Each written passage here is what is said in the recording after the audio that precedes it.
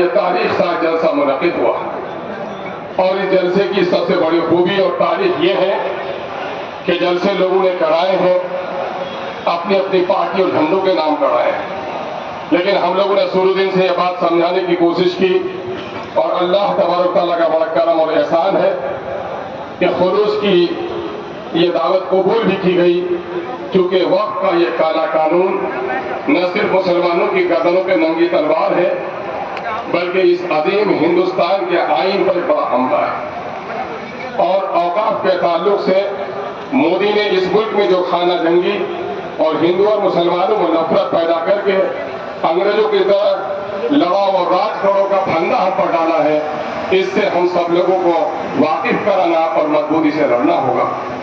مجھے یاد ہے قاضی مجاہد الاسلام قاسمی صاحب نے کہا تھا کہ جب دشمنوں کی تلواریں اٹھتی ہیں تو میں یہ نہیں پوچھتی تو سیاہ ہے کہ سنی ہے، تو اہل حدیثی کے بریلوی ہے، تو رفع دین کرتا ہے کہ نہیں کرتا، کلمے کے نام پر تو کوئی ایک سمجھتی ہے۔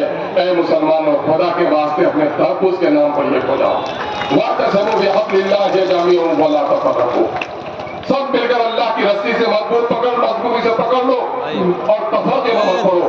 اللہ کا شکر ہے ہم نے تفرقے کے اس پلید لاش کو دفنانے میں کامیابی حاصل کی ہے، اور اللہ تبارک تعالیٰ سے دعا ہو کہ اللہ تبارک تعالیٰ اس ملک میں چاہے ہندوؤں پر یا چاہے مسلمانوں پر، چاہے دلتوں پر یا اگڑوں پر، چاہے مندر پر یا مسجد پر، چاہے گرودوارہ گرجا گھر پر بھی اگر کسی کی بری نظر ہو تو ہمارے اس اتحاد کو باقی رکھ۔ میں دعا کرتا ہوں، میں اپنے دوستوں سے ہر جن کے ہم نے یہ وعدے خدا کے گھر میں مسجد میں کیا تھا، لیکن نہ جانے کیوں ہمارے دل میں کہیں کہیں منافقت پیدا ہو جاتی ہے۔ کچھ لوگوں نے وعدے کیے اور نبھائے، اور کچھ لوگ وعدے نہیں نبھا سکے۔ میں ان سے بھی کہتا ہوں، میرے بھائیوں، میری تصویر نہ چھپے، دنیا میں اگر تصویر چھپانا چاہتے ہو، یہ تصویریں لی بھی جائیں گی، سڑ بھی جائیں گی، اور خدا نے خلوص کی ہماری تصویر لے لی تو آخرت کا میرا ذریعہ بنے گا۔ اپنے خدا کو سامنے میں رکھ کر کام کرو۔ منافقت وقتی طور پر تو فائدہ پہنچاتی ہے، دائمی طور پر نقصان پہنچاتا ہے۔ میرے عزیزو، وقت کیا ہے؟ وقت ایک شرعی اصطلاح ہے۔ وقت کی وہ ساری جائیدادیں جو مذہبی حیثیت رکھتی ہیں، جسے مذہبی شعار کی حیثیت ہے، چاہے مسجد ہو، دینی مدارس ہو، مقبرے ہو، خانقاہیں ہو، درگاہیں ہو، امام باڑے ہو، قبرستان ہو، مسافر خانے ہو، یتیم خانے ہو، اسلامی علوم کے مراکز ہو، یہ ساری وہ چیزیں ہیں جس سے کسی فرد واحد کا رشتہ نہیں رہتا، بلکہ ملت کے ہر فرد کا رشتہ رہتا ہے۔ یہ اعلانیہ طور پر اگر دستاویز لکھ دے تب بھی وقت ہے، اگر کوئی دستاویز نہ لکھے تو فی نفسہ ہی یہ وقت ہے۔ اور وقت عبادت ہے، وقت ایک شرعی حکم ہے، اور وقت ثواب کا ایک ذریعہ ہے۔ اور جب کسی چیز کو کوئی وقف کر دیتا ہے تو وہ اس شخص کی جائیداد نہیں ہوتی، بلکہ وہ اللہ کی جائیداد ہو جاتی ہے۔ تو انسان کیا ہے؟ جب تک اپنے نبی سے اپنی جان سے زیادہ محبت نہ کرے وہ مسلمان نہیں ہو سکتا ہے۔ اب خدا کے حکم پر اپنی گردن کٹانے کے لیے جو تیار نہیں ہو، لاکھوں سر سجدہ میں ڈالے، وہ کبھی اہل ایمان نہیں ہو سکتا۔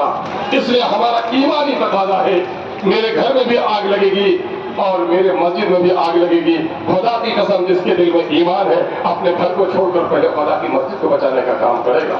اس ملک میں گنگا جمنی تہذیب بچانی ہے تو ہمارے مسجدوں پہ کوئی حملہ کرے گا تو ہم گردن کاٹ کر اپنی حفاظت کریں گے اس مسجد کی، لیکن اگر مندر پر، گرودوارہ پر، نیا سمانے پر بھی کوئی حملہ کرے گا ہماری گنگا جمنی تہذیب پہ، تو ہمارا دستور و آئین انسانیت کی قدر نہیں بلکہ ہمارا مذہب اسلام کہتا ہے کہ فتنہ پھیلانے والوں کے خلاف تم لڑو، چاہے جان جانا پھر کے حوالے کر دیا جائے۔ ہم مندر کی حفاظت کرنے کے لیے ایک بات جان لو، جو ہندو جانا کوئی دقت نہیں ہے، قرآن کو نہ مانے، وید کو نہ مانے، وہ ہندو نہیں ہے۔ جو گرو گرنتھ کو نہ مانے، وہ کتنی ہی بڑی داڑھی ٹوپی پہنے، وہ میرا بھائی پنجابی سچا پنجابی نہیں ہو سکتا ہے۔ اگر کوئی بائبل کو نہیں مانے وہ عیسائی نہیں ہو سکتا، اور قرآن کو جو مسلمان نہ مانے، داڑھی ٹوپی بھی عوامہ سب کچھ ہو سکتا ہے، وہ اہل ایمان نہیں ہو سکتا۔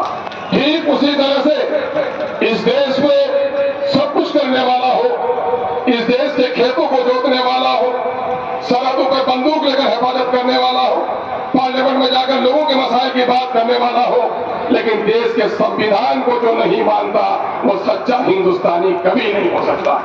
معاملہ صرف مسلمانوں کے وقت کا نہیں ہے، معاملہ آئین پر حملہ ہوا ہے.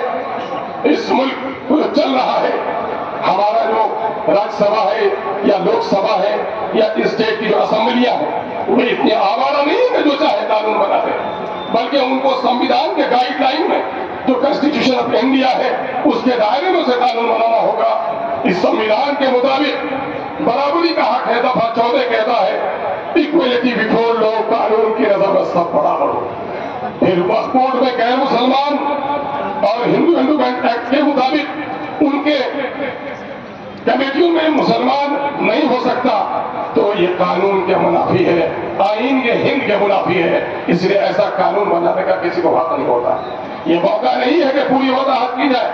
دفعہ 19، 25، 26، 29، 30 جو مذہبی آزادی، مذہبی اداروں کو چلانے کی آزادی، جو اپنے من کے مطابق اپنے مذہبی عقائد کے مطابق ادارہ چلانے کی آزادی دیتا ہے، یہ قانون ان تمام تر چیزوں کو سلب کرتا ہے. اور مذہبی آزادی ہمارا فنڈامنٹل رائٹ ہے، اور جب فنڈامنٹل رائٹ پر حملہ ہوگا تو کوئی قانون نہیں بن سکتا ہے. اس لیے کالا قانون ہے. اور میں بتا دوں اگر یہ کالا قانون نافذ العمل ہو جائے گا تو کیا ہوگا؟ اس سے پہلے بھی NRC کے قانون مسلمانوں کو نشانے کر کے بنائے گئے، کیونکہ مودی نے جو وعدہ کیا تھا اپنے وعدے پہ سچا نہیں رہ سکا. اس نے وعدہ کیا تھا غریبوں سے 15 لاکھ روپے تمہارے کھاتے میں آئیں گے، صحافیوں سے اس نے وعدہ کیا تھا کہ میرا ساتھ جو کالا دھن واپس لے کر آئیں گے، ہم کروڑوں کو نوکری دیں گے، کسانوں کو آگے بڑھائیں گے، سب کا ساتھ سب کا وکاس کریں گے. مودی تم اپنے ایک بھی وعدے کو سچ ثابت نہیں کر سکے، پورے دیش کا ستیہ ناش کر دیا. تم نے اڈانی اور امبانی کا صرف ساتھ دیا. کروڑوں نوجوانوں کو تم نے نوکری نہیں دی بلکہ تم نے پکوڑی بیچنے کو نوکری کہہ کر ہمارے غریبوں کا مذاق اڑایا ہے. تم نے کسانوں کا بھلا نہیں کیا ہے اور تم نے صرف مذہب کے نام پر لوگوں کو لڑا کر حکومت کرنے کی ناپاک کوشش کی ہے. میں دعوے کے ساتھ کہہ سکتا ہوں کہ گائے، قبرستان، مسلمان، داڑھی، ٹوپی، مسجد اگر BJP کے ڈکشنری سے نکال دیا جائے تو مچھلی جس طرح بغیر پانی کے تڑپ کر مر جاتی ہے، یہ BJP بھی راجنیتک طور پر تڑپ کر مر جائے گی. ان کا کام ہی ہے لوگوں کو لڑانا انگریزوں کی طرح اور اپنی روٹی سیکنا. لیکن دیش میں بھی محبت باقی ہے، گاندھی کی آتما بھی باقی ہے. مسلمانوں کے درمیان میں ایسے جڑی لوگ بھی ہیں جو کربل میں نہ مقتل میں نہ شاہ کے آگے مومن جھکتا ہے فقط اللہ کے آگے. یہی وہ جذبہ ایمانی ہے کہ بیرسٹر سعودی اویسی نے اس بل کو چاک کر دیا کہ میری کوئی پرواہ نہیں کر تم کھا سکتے ہو، اور اعلان کیا کہ مچھلی پانی کے بغیر زندہ تو رہ سکتی ہے. مسلمانوں کے باپ دادے کی یہ وطن ہے. مسلمان کسی بھی دنیا کے حصے میں شریعت کے بغیر زندہ نہیں رہ سکتا ہے. ہمارے باپ دادا نے اس ملک کے سرحدوں کی بھی حفاظت کی ہے، ہمارے باپ دادا نے سمویدھان کی بھی حفاظت کی ہے. ہم مودی جو یہ چاہتے ہو کیا ہوگا؟ میں کہتا ہوں اختصار کے ساتھ آزادی کے اس 70-78 سالوں کے درمیان میں 40,000 سے زیادہ سمپردائی دنگے ہوئے، فرقہ اور فساد ہوئے. 90% نقصان مسلمانوں کا ہوا. میرٹھ میں، بھودھا میں، بھاگلپور میں، مراد آباد میں، بھیونڈی میں اور گجرات کی جو تاریخ ہے وہ آپ کے سامنے میں ہے. آسام کے دلی میں 90% ہمارے جوان مارے گئے، ہمارے کاروبار لوٹے. بلقیس کی عزت جن گنڈوں نے لوٹی ہے یہ مودی کے لوگوں نے ان زانیوں کے گلے میں مالا ڈالا ہے، اور آج وہ مسلمانوں کا ہمدرد ہو سکتا ہے. یہ قتل ممکن نہیں ہے. میرے بھائیوں، انہوں نے مسلمانوں کو سامنے میں رکھ کر CAA کا قانون بنایا، لیکن اللہ کا شکر ہے جب آسام میں پریکٹیکلی کام کیا گیا تو مسلمانوں سے 4 گنے غیر مسلمان اس میں تھے، معاملہ رک دینا پڑا. انہوں نے طلاق کا قانون بنایا، لیکن اللہ کا شکر ہے ہمارے مسلمانوں کا عقیدہ ہے وَمَن لَّمْ يَحْكُم بِمَا أَنزَلَ اللَّهُ فَأُولَٰئِكَ هُمُ الْكَافِرُونَ. جو لوگ اللہ کی اتاری ہوئی آیتوں کے مطابق فیصلے نہیں کرتے، دراصل ایسے ہی لوگ کافر ہیں، ایسے ہی لوگ فاسق ہیں، ایسے ہی لوگ ظالم ہیں. الحمدللہ ہمارا آوارہ شرابی نوجوان کو بھی جب طلاق کا مسئلہ پیش آیا اپنے مفتی اور قاضی کا احترام کیا اور کہا خدا اور خدا کے رسول کی سنت سے جو فیصلہ ہوگا ہمیں منظور ہے، ملک کا قانون کے منظور ہے. چلا رہے جاتے ہوں. مودی نے دیکھا کہ اس پر بھی معاملہ نہیں بن پا رہا ہے تو مودی نے یہ کالا قانون لایا.